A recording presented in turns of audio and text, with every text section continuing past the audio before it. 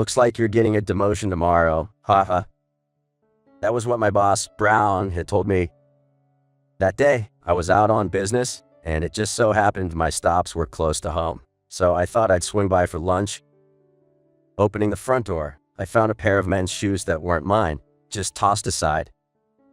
A rush of unease hit me, and as I stepped in, faint sounds that seemed like moans came from the bedroom. But getting closer, I realized they weren't moans. It wasn't hard to guess what was happening, but I steeled myself and turned the doorknob. And what I saw was Brown and my wife, Nancy, in a compromising state, looking back at me with shock. I get it. Don't live with regret, either of you. After leaving those words behind, I grabbed what I needed and left the house. Then, I made a call to a certain someone. My name's Ken, and I'm 43 years old. I work as a salesman at the head office of a big trading company. My rock through all this, my wife, Nancy. We've been together since high school, where I played basketball and she was the team manager. She was a year older than me, a senior I could really count on. Falling for the way she devotedly supported the team members, I took a leap and told her how I felt as she was about to graduate. It was a shot in the dark, but to my surprise, she said she had feelings for me too. From there, we started dating, overcame fights and breakup scares, and got married at 26. Back then, Nancy was working too, but she left her job to become a stay-at-home mom, wanting to start a family soon. Nancy was great at housekeeping. Our home was always clean and well-organized, and her cooking skills were top-notch. Then, when I was 30, Nancy gave birth to our son, Nate, bringing a new life into our world. I was living a happy life, but it slowly started to unravel due to a minor sense of unease. Hey, I'm having a barbecue at my place this weekend. You want to come? Brown, my boss, invited me during a break at work. He's 4 years my senior at 47. Ever since I joined the company and he was assigned as my mentor, he's been looking out for me, inviting me to meals like this. Thanks for the invite every year. My wife and son always look forward to it. The Browns have a son too, and we've made it a tradition to visit them as a family every year. As soon as I got home, I headed straight to the living room to talk to Nancy about the weekend plans. As I opened the door, the delicious smell of fried chicken hit me, along with Nancy's voice. Welcome home. You must be tired. Dinner will be ready soon. Just wait a bit. She glanced at me briefly before turning her attention back to the frying pan, and I spoke up. Hey, about this weekend, do you have any plans, if you're free? I am. It's the barbecue at the Browns, right? Nate is really looking forward to it. Nancy cut in before I could finish. This made me wonder. I hadn't mentioned Brown's invitation to Nancy yet, thinking I'd talk to her about it when I got home. And yet, she was the one who brought up the barbecue first. Yeah, that's right. But how did you know? I asked her, genuinely curious. For a moment, Nancy's eyes widened, and she looked at me before quickly turning back to the frying pan. Oh, actually, I bumped into Mrs. Brown while I was out shopping today, and we talked. There are many supermarkets around here, but many people choose to shop at the wholesale supermarkets. So, it's not unusual to run into someone you know if the timing is right. I didn't really question Nancy running into Mrs. Brown by chance. However, for some reason, the image of Nancy's eyes widening earlier stuck in my mind. And then came the weekend of the barbecue. Hello, hope we're not intruding. We arrived at the Browns, and our middle schooler, Nate, greeted them energetically. Welcome, all of you. Last year, Nate was still in elementary school. But now that he's a middle schooler, he seems to have grown up so much. Then, the adults started to prepare the food and drinks they brought, chatting about life. Meanwhile, Nate was playing video games with Brown's son. Their son is a high schooler, so a bit older, but always takes good care of Nate, engaging him every time. Maybe it's about time I go call the boys in, Mrs. Brown said as she went inside.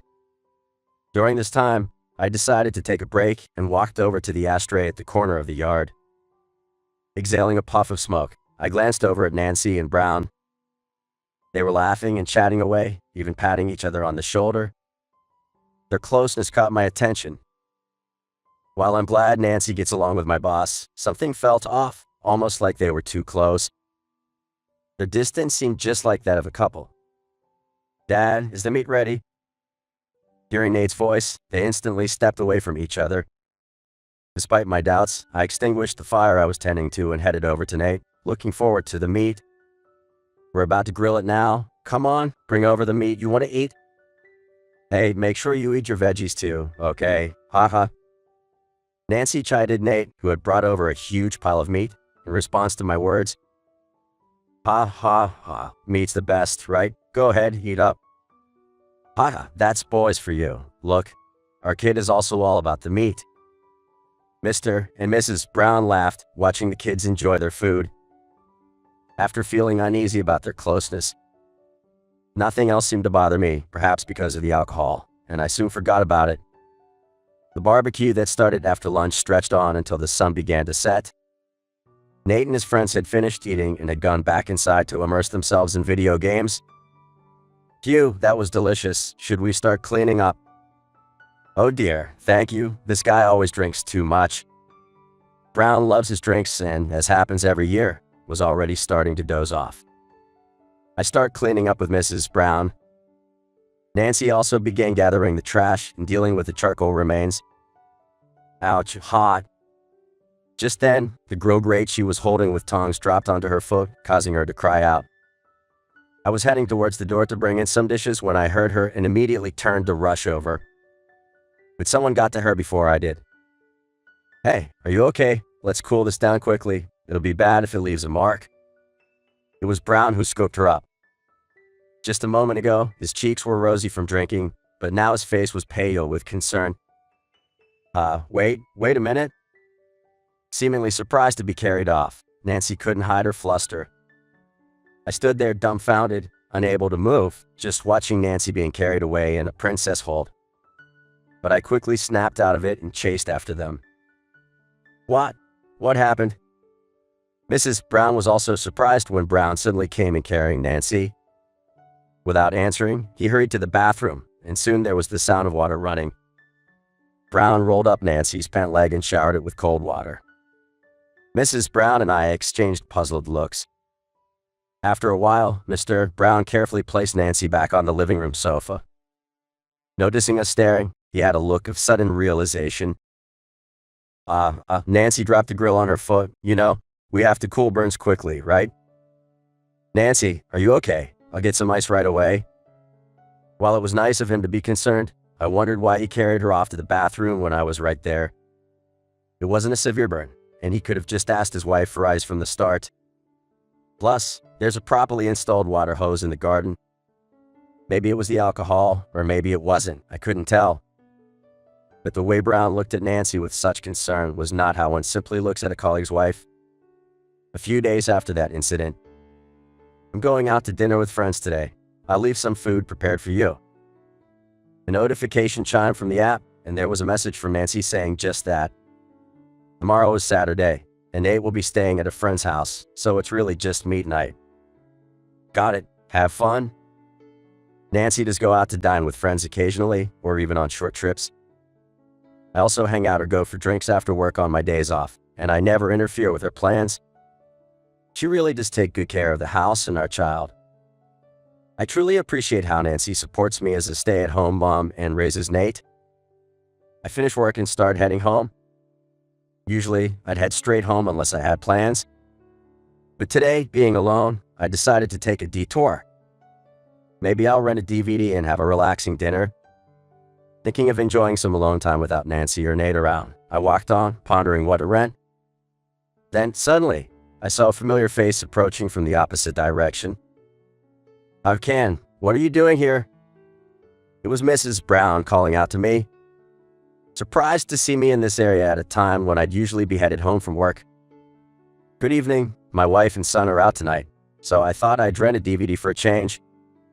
Oblivious to the real intention behind her question, I simply responded with the truth. However, her expression gradually darkened upon hearing my reply.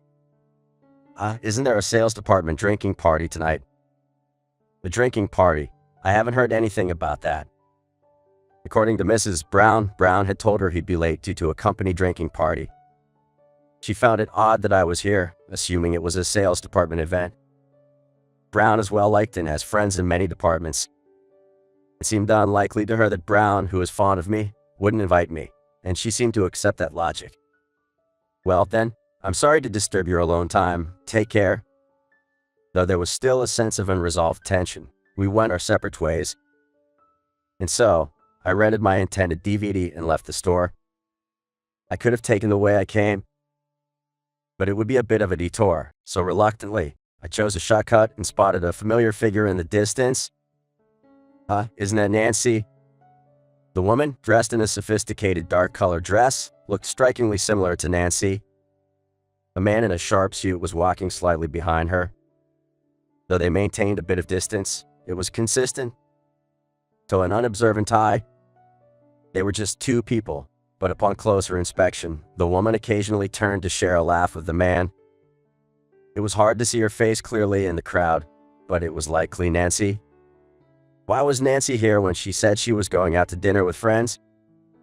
The pair continued walking, eventually disappearing down a side street that led to a brightly lit neon district. Seeing them left me in a daze as I returned home. I ate the dinner Nancy had prepared and put the DVD I rented into the player. But the food tasted bland, and despite being a movie I wanted to see, I couldn't concentrate on it. Supposed to be enjoying some alone time, all I could think about was the sight of the woman who looked like Nancy. Deciding to clear my head, I headed to the bathroom for a shower. I doused my head with cold water, literally cooling off my thoughts. It might not have been Nancy. I'll just wait for her to come home. Muttering to myself, I stepped out of the bathroom. And just as the day was about to change, I heard the sound of the key turning in the front door. After a while, Nancy entered the living room, wearing that sophisticated dark blue dress I had seen. You're still up. I thought you'd be asleep by now. Nancy looked a bit guilty as she spoke. Yeah, I have the day off tomorrow, and you dressed up pretty fancy for going out. It was the first time I saw her in that dark blue dress. Oh yeah, well, it was a nice restaurant today, and girls dress up more when they're out together, right? Nancy answered hastily, and then quickly added, I'm going to take a bath, before hurrying out of the living room. I wonder if it was really Nancy that I saw. Alone in the living room, I sat pondering, my head in my hands. But who was that man in the suit standing next to her? He appeared to be somewhat older than Nancy. I thought about confronting her directly, but if it really was Nancy, I doubted she'd admit it. Knowing I was on to her could make gathering evidence harder. Though I felt bad about it, I considered hiring a private investigator to look into Nancy's actions. If she was innocent, I'd honestly tell her and apologize. If not, well. So, I carried on with life as usual, making sure not to let on anything to Nancy. Have a good day. Be careful, okay? Yeah, I'm off. Pretending everything was normal while harboring the fear that my beloved wife might be cheating was incredibly taxing mentally. About a month after hiring the investigator, I got a call. This is the report on your wife. It's pretty clear-cut. What? No way. I had braced myself for confirmation that she was cheating. But the evidence contained an unexpected truth. I took the documents, making sure Nancy wouldn't find them, and hid them deep in my shoes. If you're considering a divorce, you might want to consult this lawyer. The investigator suggested, recommending a law firm known for handling divorce cases. Thank you. Struggling to accept the new reality, I took the business card with a bit of confusion. And with my mind racing, I headed home. Welcome back. Dinner will be ready soon. Why don't you take a bath first? The loving wife in front of me was cheating. Yet, she greeted me as always and prepared delicious meals as if nothing had changed. Had I not seen Nancy in town that day, I would have remained oblivious. Soaking in the bath, I reflected on our memories together and resolved that I couldn't stay with her after knowing the truth. But when faced with Nancy, lingering feelings made it hard to find the right words. 2 days had passed since I confirmed the betrayal. Sigh, since I'm close to home, I might as well have lunch there. On this day, Nancy was at her cooking class, so I knew the house would be empty. Unaware that this decision would strip away the last of my affection for Nancy, I arrived home and unlocked the door. There, carelessly discarded, was a pair of men's shoes that weren't mine. My heart skipped a beat like never before. And then, faintly, I could hear something resembling moans. I realized the sounds were coming from the bedroom. And at the same time, I knew these were not just any moans. Though I could easily guess what was happening, I steeled myself and turned the doorknob. There, I saw Brown and my wife, Nancy, looking at me in shock without a stitch on. What the? Get out! Nancy quickly wrapped herself in the sheets, demanding I leave. Next to her, Brown just snorted, crossing his arms. Well, if you've seen us, there's nothing to be done. You're being demoted tomorrow. Don't ever show your face to me again. Although Brown is technically my boss, he doesn't actually have the authority to demote his subordinates. Yet, he boldly claimed he could, misunderstanding his own power. Understood? Don't have any regrets, you too? Dumbfounded by their behavior, those were the only words I left behind before packing some essentials and leaving the house. Then, I made a call to a certain someone. This incident would lead Brown to truly believe he had the clout to get me demoted. The next day, my transfer to a rural branch was abruptly decided. It's sudden, but I've enjoyed working with all of you. I bid farewell to everyone in the department. It wasn't the season for transfers, and the sudden news stirred up quite a buzz. Amidst this, Brown was smirking at me. Later that day, I stopped by a cafe. So, I see, just as I thought, I had a feeling something was off. Mrs. Brown spoke in a faint voice. Due to our families being close, both our spouses knew how to contact each other. Knowing I'd soon be leaving this area due to the transfer, I sent a message this morning to meet up before I go. If it comes to divorce, not only can I demand alimony from Nancy, but also from her affair partner, Brown. This would inevitably let Brown's wife know about his infidelity. I thought it better to inform her in advance rather than her finding out through official documents suddenly. I'm getting a divorce. If you decide to divorce as well, please contact me to share evidence. I told the disheartened Mrs. Brown, bowing my head before leaving. A few days later, I was working as a salesman at my new job, just like before. Then, I received a call from Nancy. Hello, is this what I need to sign? Yeah, we can't stay together, right? Or do you choose me over Brown and plan to come to this remote area? I had sent the divorce papers to Nancy after settling into my new location, with all my information already filled out. Stop joking. I don't need someone who's just a regular employee. Is that so? Well, I'll be expecting you to handle the alimony properly. Then, I am just a regular employee. On the contrary, Brown is favored by those above him, having climbed the ranks quickly to now hold the position of head of headquarters. No problem after all, he said to be the next president. Is that so? Well, take care then. I said coldly and hung up the phone. Later, I received a message that the divorce papers had been submitted, and I officially became single. As for Nate, who was entering his teenage years, I debated whether to tell him the truth. Deciding that keeping secrets wouldn't be good for him, I told him the facts clearly. As a result, I gained custody. Although Nancy had been unfaithful, she did care for Nate and, not wanting to be disliked any further, agreed without the need for a legal battle. However, Nate liked his current middle school, and I knew I couldn't stay in this area forever. So, for now, Nate is living with my grandparents. Time passed, and a year later, I returned to the nostalgic land where the headquarters are located. Today happens to be the end of the fiscal year, and it's also the day of the presidential inauguration ceremony. Long time no see, Brown. The venue was a hotel booked out for the occasion, and upon entering, I immediately spotted Brown. Despite the crowd, his presence was unmistakable to me, perhaps because of the memories etched in my mind. Oh, don't be so familiar with me. I'm going to be the president, you know? He said this with a laugh that I couldn't find humorous, clutching his stomach. Who the new president would be had been kept a secret, only known to the current president, their secretary, and the person in question. Wait, Brown is going to be the new president. I intentionally raised my voice so those around could hear. The employees around us started buzzing with surprise. Really? Brown is the new president? Well, if it's him, I get it. Everyone likes him, and his performance is outstanding. Even the higher-ups have a high opinion of him, indicating that it wouldn't be strange for Brown to be the next president.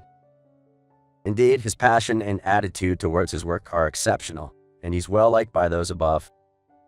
Seeing the reactions, Brown smirked, not at all displeased by the attention. I quietly slipped away from the scene. The time came for the inauguration ceremony to begin. It started with the current president expressing gratitude and giving a speech to the employees. I watched from the edge of the stage. Now, let's introduce the person who will be leading our company forward, the president said, beckoning towards the side of the stage. Taking a deep breath, I stepped forward. Introducing our new president, Ken. He may be young, but we have high hopes he will lead our company to great success. I am honored to be introduced as your new president, Ken. I'm still inexperienced, but I hope to grow alongside all of you in this company. Thank you, I said, bowing deeply in front of hundreds of people. Amidst the applause, Brown caught my eye, his face pale with surprise and anger, shaking. Afterwards, the former president shared the story of how I became president, leading into a stand-up party. Nervous, I found it hard to eat much. Selling and pioneering in sales is much more relaxing. After the ceremony, loosening my tie, I started my way home when Brown confronted me. Wait, what do you mean you're the president? Brown, what about it? He seemed to truly believe he could become president and became visibly angry, not understanding my response. Reluctantly, to avoid making a scene and drawing unwanted attention, I took Brown into a nearby diner. Why? How could someone like you, a perpetual regular employee? I was supposed to have demoted you. I settled things with the president the next day. Why? Didn't the former president tell you? Didn't you hear? The former president explained everything during the inauguration ceremony to ease any concerns among the employees. My demotion, or rather transfer, happened because I spoke to the former president about the situation. After that incident, I had called the former president to discuss what had happened. It wasn't simply Brown's word that led to the transfer. Originally, the sales at the location I was transferred to were not doing well, and I took it as an opportunity to go there. The employees there, lacking motivation at first, began to show a remarkable improvement under proper guidance, and now they are contributing significantly to sales. Realizing he probably hadn't been paying attention and missed all this, I was about to explain when, Wait, what's going on? Rushing in, breathless, was my ex-wife, Nancy, likely contacted by Brown. And Nancy, you two were still going on? After we divorced, I was informed by Brown's ex-wife that they had also divorced. But after that, I knew nothing about Nancy's affairs, nor did I care to know. Whether they were together or not, I genuinely couldn't care less. It doesn't matter, you're the president now. I thought he was supposed to be the president, she said, pointing at Brown. What? You know my parents run a business, right? Yes, I know. In fact, my parents are entrepreneurs. I had informed Nancy about this when we were dating. Why would you, with parents who are entrepreneurs, not take over their business, but become our company's president? His parents own a pretty famous company. I married him thinking he'd take over eventually. My sister-in-law took over. Nancy dropped a bombshell. Essentially, she married me because I was the heir to a well-known company, hoping to become the president's wife someday. So it was all for the money after all. These days, being the eldest son doesn't necessarily mean taking over the company. That's why I switched. But this makes no sense. I thought Brown was going to be the president, right? I couldn't help but despise Nancy, wondering if Brown and I were nothing but money to her. My parents' company owns several subsidiaries, one of which is this company. What? You're kidding? I can't become the president.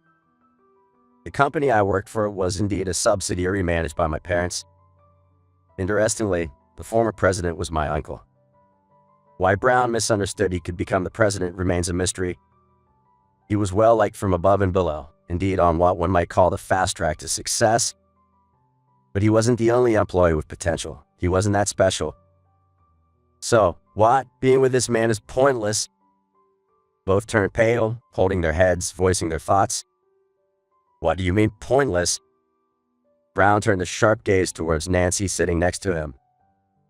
You said you spent almost all our savings because you were going to be president. That's because you kept wanting this and that. I remembered nostalgically that Nancy always had a strong desire for material things. It's true that Nancy supported me through housework and childcare, and I appreciated it, gifting her with things she wanted on special occasions. Perhaps because she knew I wouldn't become president, she didn't press for much. However, believing Brown's boast about becoming president, Nancy probably demanded more from him. Just stop it. Hey, Can, why don't we start over? Nate needs his mother, doesn't he? I think it's cowardly to use our child like this only when it suits her. But Nate seems happy living with my grandparents, and he doesn't seem to miss his mother at all. In fact, he seems to harbor a sense of aversion towards her. Joking aside, we're not starting over, and Nate doesn't want to see you. Hasn't he been ignoring your calls? Regardless of what happens, the fact that they're parent and child doesn't change. I've never opposed them getting in touch. If Nate wants to see her, he can. If not, that's fine too. That's it. You must have brainwashed him. It's nothing like that. You've deeply hurt a teenager in his most sensitive period. That's all. It's understandable he would feel disgusted, especially during a time when he's sensitive to many things, to learn about his family being close with a man like that. If I were in Nate's shoes, I'd feel sick too. Hey, Nancy, what are you saying? Weren't you my wife before? Shut up. I'm not interested in a man without money. Divorce. Straight away. Divorce. So they had remarried, I realized for the first time. Still, Nancy attempting to reconcile with me, despite this, felt utterly despicable. As long as there was money, love was unnecessary to her. I came to understand that there was not a single bit of love in our marriage. Even though I couldn't inherit the family business, my family was well off, and she must have been hoping for an inheritance. Are you kidding me? I've taken on your share of the alimony, and our savings are nearly wiped out. Leave it to me. The future president, you said. What future president? You're a big liar. A mudslinging match unfolded before me. Forgetting or not caring that we were in a diner, their voices grew louder and louder. Enough. This is embarrassing. I have nothing more to say to you two. Excuse me? Hey, wait. Our conversation isn't over. Give us another chance. I left money on the table, stood up, and turned my back. Despite the voices behind me, I didn't look back and left the diner. The next day, I made my first appearance as president. First thing, I prepared a document and asked my secretary to deliver to a certain someone. A few minutes later, with a burst of hurried steps, the president's office door flung open. Let go, damn it. Hey, what does this mean? Brown was holding the document, crumpled in his hand, yelling as he was restrained by the secretary who must have followed him. That document was the one I had just given to my secretary. Transfer to the countryside. I had arranged Brown to be transferred. Some might think personal feelings were involved, but his affair had been affecting his work. Investigations by a detective agency revealed that Nancy and he often met during the day, coinciding with his supposed sales visits. Even though his sales performance hadn't dropped, such behavior during work hours is unacceptable. No matter how skilled, we can overlook this without setting a bad example for others. That area is struggling with sales. Brown, your skills are genuine. Please use this as an opportunity to reflect. I carefully chose my words to not provoke him further. I'm the head of headquarters, you know? Why should an affair send me to the countryside? Absolutely not. If you refuse, I have no choice but to fire you. You were visiting a woman during work hours. A voluntary resignation would mean a severance package, but being fired is a different story. Brown has a son, and he still needs to continue paying child support. Considering he's already entered his 50s, the chances of him finding another job are slim to none. Stabilizing income through part-time jobs would be impossible. Perhaps sensing this, Brown quickly lost his bravado and reluctantly accepted the transfer. A month later, Brown and Nancy moved to the countryside. Or rather, Nancy forcefully followed him, might be more accurate. Please, I'll break up with him. Let's start over, okay? You're the only one for me. Since the day I became president, Nancy had been calling me almost daily. Her persistence led to call block, and then she started calling the company. Enough, we're strangers now. Don't ever contact me again. If you keep calling the company, I'll consult a lawyer. When I firmly stated that, the call stopped coming. But I knew that greedy woman wouldn't give up so easily. What's up, Nate? Something on your mind? I asked during dinner, noticing Nate seemed off. To my surprise, he responded, Mom came to school. Apparently, after being rejected by me, Nancy tried to win over our son Nate by showing up at his school. I immediately consulted the police, but without any current harm, they couldn't act. However, they promised to increase patrols around the school. Then, during one of Nancy's attempts to forcibly take Nate, a patrolling officer intervened. And after causing a scene, she was taken to the station for a stern warning. Told she'd be arrested if it continued, she ceased her attempts to contact us. I heard from neighbors that after I transferred, Nancy and Brown continued living there. I'm divorcing you, don't follow me. It's your fault I lost him. You better take responsibility and keep supporting me. Apparently, she was shouting such nonsensical exchanges. I was told that on moving day, Nancy clung to Brown, following him despite his protests. What happened to them afterward, I don't know. But in the rural branch where Brown was transferred, sales are gradually improving. So he must be doing his job properly. Congratulations on graduating, Nate. Time passed, and Nate graduated from middle school. He'll be a high school student next month. Thanks, Dad. I'll still be a handful, but I'm counting on you, and on Grandma and Grandpa too. Since I returned here, and at my parents' wish, Nate has been staying at our family home. My parents are happy living with a grandson, and they were the ones who supported Nate through the hardest times. I vowed to pour even more love into Nate, and to be even more filial to my parents. Watching my son in his graduation attire and my parents celebrating him,